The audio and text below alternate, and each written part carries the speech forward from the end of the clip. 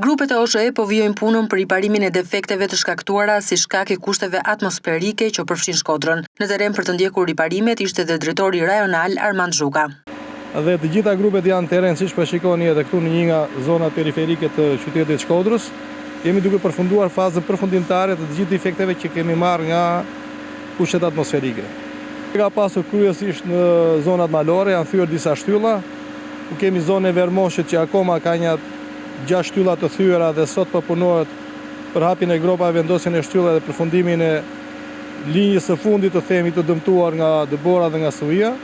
Kemi pas dëme në Vaun e Dejes, kemi pas dëme në disa zona ku të cilat janë rikuperuar dhe sot janë thuajse 100% me energji.